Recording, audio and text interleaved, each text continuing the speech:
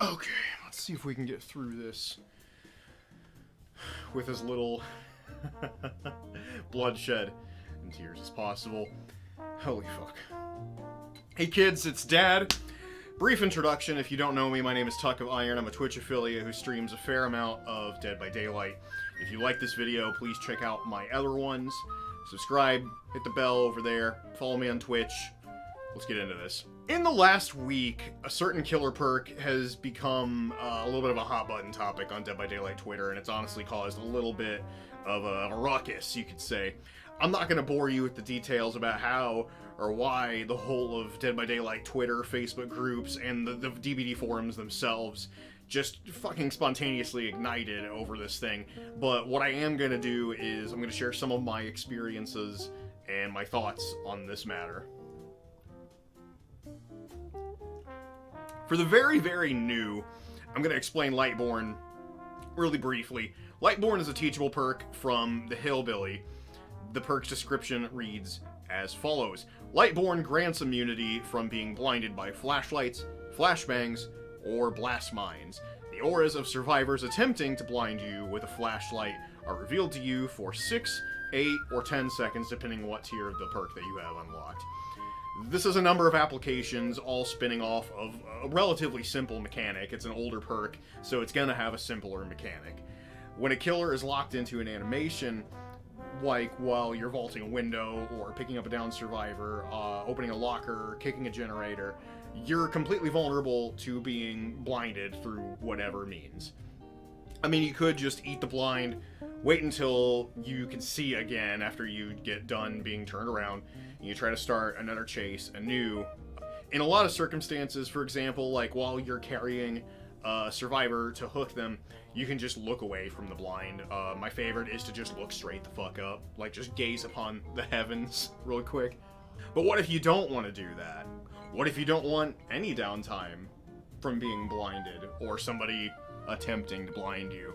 What if you want a perk with a little bit of mind gaming potential? What if you're in a position where you're just getting absolutely fucking death rayed by all 4 survivors at once, and it does happen? Enter Lightborn. And given that Lightborn has, in the last few days, been regarded by some as a perk for newer or unskilled killers, and you can look on Twitter for this. This isn't a straw man, this is actual shit people are saying. I feel like I have a little bit of a leg to stand on in this regard when I'm speaking about this perk, as not to brag, but I am the nominated, voted, and peer-reviewed worst streamer to play Dead by Daylight. I will show you my sources. Let's dissect this sentiment towards this perk, for starters. So what makes a perk something that someone new to the game would use? In Dead by Daylight, that could be said for anything that you get from the Blood Web as a base perk, or something that you didn't have to dump tons of blood points to get as a teachable perk from the killer. As stated earlier, Lightborn is a teachable perk from Hillbilly, one of the free killers that you get when you buy the base game. Unlike one of the huge killer meta perks, Barbecue and Chili, courtesy of the other Chainsaw Boy in Dead by Daylight, you can get Lightborn just by having the game and playing long enough to get the perk, even faster if you just play Hillbilly. For this reason, you can't really make the argument that a perk like this, that comes on one of the starter killers, is an example of pay to win, like some have argued either seriously or just joking about Barbecue and Chili. If you get the game and you grind long enough, you're probably going to get this perk relatively quickly, depending on how much you play. And that's perfectly fine. I don't have a singular problem giving new killers tools to work with, to figure out their playstyle, figure out how the mechanics of the game work, all that good shit. We've all been there. We were all fucking new at this game at some point. Part 1 of my closing thought on this whole argument is raising a question here. Is Sloppy Butcher a new perk? Is Bitter Murmur a perk for beginners? Are the only people who use Distressing, Iron Grasp, or Insidious people who just started playing that week? Obviously not. We've all seen killers running these perks at every skill level. So if we're using the metric of time sunk into the Blood Web to figure out if something is a beginner perk, why is Lightborn, a perk that requires time and points sunk into a specific killer, being considered one, but none of these other perks that are freely available in every killer's blood web right from the outset of the game being given kind of the same treatment. Part 2 of my closing thoughts on these sentiments is another question, because I love asking questions. Why is it bad if Lightborn is for newer killers? We want new killers. A lack of killers kind of writes out the death warrant for this game, and if we want more people to play this game, which I think we do, I just don't understand putting this kind of stigma on things like this. Like, what's wrong with being new to a fucking game? We were all new at one point. Some of us started playing this game fucking when it came out for free on the Epic Store. Some of us started playing a year ago. Some of us were here at fucking launch. Like, what's wrong with being fucking new to a game? That question being raised, I don't particularly think that Lightborn is necessarily a perk for new players. It's just a perk that, need I remind you, has been in this game since the fucking beginning. And it definitely has a niche purpose. So now we can get into the second part of that statement, that Lightborn is a perk for bad players. Now this idea can get a little more subjective than being new. If you're new to a game, like, there's metrics there you can look at and be like, okay, so I've sunk fucking 50 hours into this game. I'm relatively new. But what I'm saying is that this can get a little more subjective as to what a good killer is. Now, just wait before you start fucking pumping vitriol into the comments section. What is the victory condition for a killer? If we go back to talking about MMR, from what I've gathered, about the MMR system that Behaviour has in place. Please correct me down below if I'm wrong about this. But Behaviour counts a killer getting 2 kills in a match as a pip-up, which is a victory. If you ask every killer player, you're going to get mostly a different answer from every single one of them. Some might think that they only did well in a match if there were no survivors left and they got iridescence in all 4 categories. Some people might be perfectly fucking content just getting a certain number of points and a few hook states on the survivor. Some might even just be the type to count, you know, getting survivors to rage disconnect, or getting to meme, or try out a funny new build on their live stream, or for content creation on social media. Some might count that as a victory. And it's possible for a killer to land like anywhere on that spectrum. Some of them might even change their conditions from day to day. Now we raise the other side of this question. What makes a killer good in a survivor's eyes? Is it the nurse that completely bowls your team over in 3 minutes flat? Is it the Myers that gets permanent Evil Within tier 3 off of stalking your team and Mori's everyone without having to put anyone on a single hook state? Is it just having a decent number of fun chases where you got some pallet slaps, got some flashlight stuns? I think all of these are perfectly valid ideas. They really are, because everybody plays this game differently. Everybody gets their own enjoyment out of this shit. Since killers have their own metrics for themselves with which to gauge a victory condition, it makes complete sense that survivors would have the exact same thing, not just for killers, but for themselves and their survivor peers as well.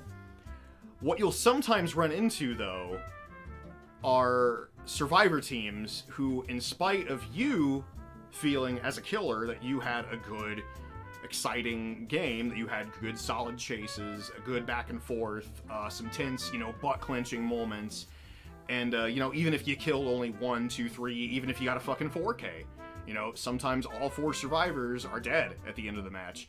Your victory condition is, in your mind, you met that. You're going to encounter teams of survivors in the post-game chat, or on your Steam wall, or on your Twitch chat, saying that you are a horribly bad killer player. You could have been the nurse that absolutely erased their team off the face of the fucking map in 3 minutes flat. But you were running Ruin, so you're using a crutch perk, so you're not a good killer. You could have been that Myers who wrecked everyone, but in their opinion, Fragrant Tuft and Tombstone are absolutely fucking broken add-ons. So you're bad at the game. You're just bad. You gotta get better. You could be a trapper who plays a bunch of Survivor and you just started picking up playing Killer, and because you play Survivor so much, you understand game trails, to use a deer hunting term. You managed to get everyone down because you had very good trap placement and you used bloody coils on all of them. Well, while I think that's pretty fucking awesome, they might think that you're an absolute garbage bag, because who the fuck even plays Trapper? You could even be a brand new hillbilly who got run the entire match. Leveled, absolutely fucking destroyed. Non-stop flashlight death rays, flashbangs, the fucking works. But then you unlock Lightborn. And you start improving. Your confidence starts growing, you're getting into progressively more and more challenging matches, you're learning the ins and outs of mind games, manipulating your terror radius, your red stain, how to get some loops shortened, when to break the pallet, all the good shit. You're getting pretty damn good with a killer that got nerfed way more than he should have, but that's a topic for another time. You get a strong, solid 4K. You feel fucking awesome. You're top of the world, you grinded, and it got you here. I'm proud of you, you know that. I hope you. But the survivors in the in-game chat say that you are butt trash because their flashbang saves didn't make you drop their teammate, and you managed to get a 4K as a result of that. Do I think that Lightborn is a game-breaking perk? Obviously not. It's kind of the general consensus among, luminaries within the Dead by Daylight video content creation world, Scott Jund, for example. Lightborn is not a strong perk. It's a niche perk. It does a very specific thing. Do I think that this is a niche perk that can have value sometimes? Absolutely. Another point that comes up is that if you don't want to waste a perk slot, you can just look at a wall. And that does work most of the time, a lot of the time. You just look straight up. But sometimes I don't want to just have to look at a wall. Sometimes I just want to fucking blankly stare like Jaws at the survivor who just pallet stunned me and has their flashlight in my face through my fucking supernatural sunglasses, if you will. Sometimes I just want to fucking meme. Sometimes just looking at a wall doesn't work because the survivor doing the save is aiming through cracks in the wall that you're facing, or they get the angle just fucking right to just zap your eyeballs out of your head from the side. It happens. Another point that tries to get made is that once it's become apparent that the killer can't be stunned through firecrackers, all that good shit, that the survivors will just say fuck this and gen rush and get the fuck out of the match as fast as possible. And that may be very true at extremely high MMR. At the highest levels, probably. They're gonna try to fucking just blast those gens, get the fuck out, GG's in the chat, see you later. But that's not always the case. In this little montage that I have playing up here is a fair amount, not a ton, but a fair amount of survivors who just don't seem to get the fucking picture. They'll try to stun you multiple times in a match. You've done the deer in the headlights face to them, and then smacked them again, and 5 minutes later, there they are trying to stun you again. So you smack them again.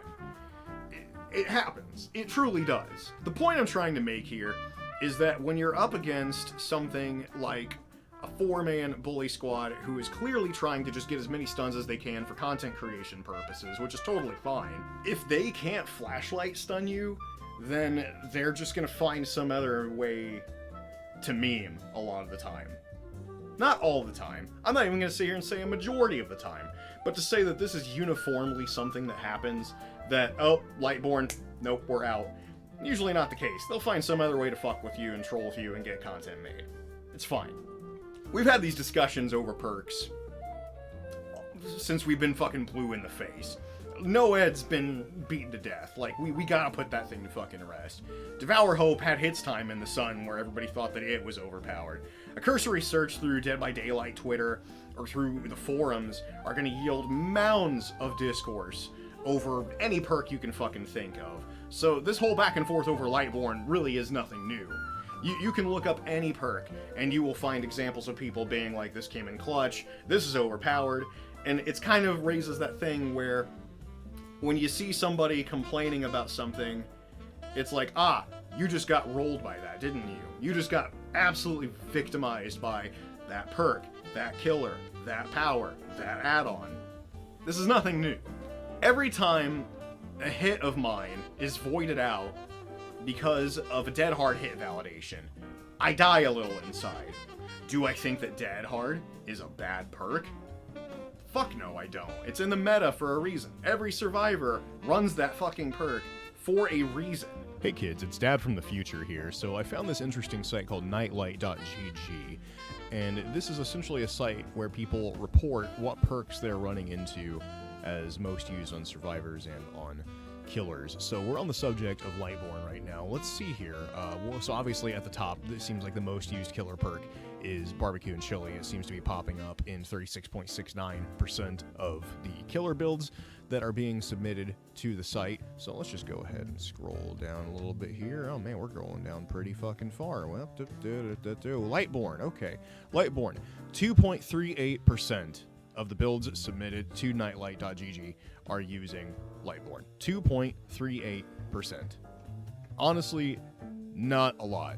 So this is a whole lot of discourse and a whole lot of back and forth and a whole lot of bitching, honestly, over a perk that isn't even that used. Another point that I feel like making is that this perk is so damn infrequently used that it only seems like it becomes a item of contention when people come up against it. It's so infrequently there. It's not an omnipresent thing like, you know, let's look at the top used killer perks: barbecue and chili, hex, ruin, pop goes the weasel, Noad. These are all in the meta. Corrupt intervention, tinkerer, bamboozle. These are all these are the usual customers. Like, these are the regulars. These are the people that these are the perks you expect to see. You know, most used survivor perks: dead hard, borrowed time, DS, iron will. Those top four, I'm fairly certain that these two and 3, Scott Junn did a video on this calling it the small PP build. It's such a pervasive meta within the game. Dead hard, borrowed time, decisive strike. You, as a killer, just grow to expect that you are going to encounter these 3 perks non-stop. You assume every survivor has dead hard. You assume every survivor has borrowed time. You assume every survivor has DS. It's just, it's a given. Lightborn, 2.38%. 2.38%. You don't see this perk that often. You just don't. I guess the point that I'm trying to make here is that what it seems like this perk only fits the bill for being for noobs or for bad players is when the survivors going up against it think that it's annoying or inconvenient. But we don't say the same thing about any of this other shit, or any of the other, like, free to acquire or other teachables most of the time. Like, yeah, we get pissed at dead hard, you get pissed at borrowed time, you get pissed at DS. We've all been fucking victimized by Noed at some point in our survivor playing career, but it seems like this is just unnecessary. Do I think that dead hard is a perk for new players? No, and even if it were, I wouldn't fucking care. Do I think that dead hard is a broken perk? No, it leads to a lot of survivors being exhausted on the ground, in my experience. Do I still reserve the right to get a little grumpy when that hit that would have downed them doesn't actually count, and I have to chase that survivor another 6 seconds? Yeah, I get a little fucking grumpy. I'm gonna admit it. My point here is that you can run whatever you want. You can choose to not run whatever doesn't work for you and your playstyle. You can disconnect if you see a perk that you fucking hate. But I personally think that jumping to conclusions as to the skill level of a player based solely on the presence of a perk in their build is honestly just damn silly. If you disagree, let me know down in the comments, and I'll see you in the next one. Bye, kids.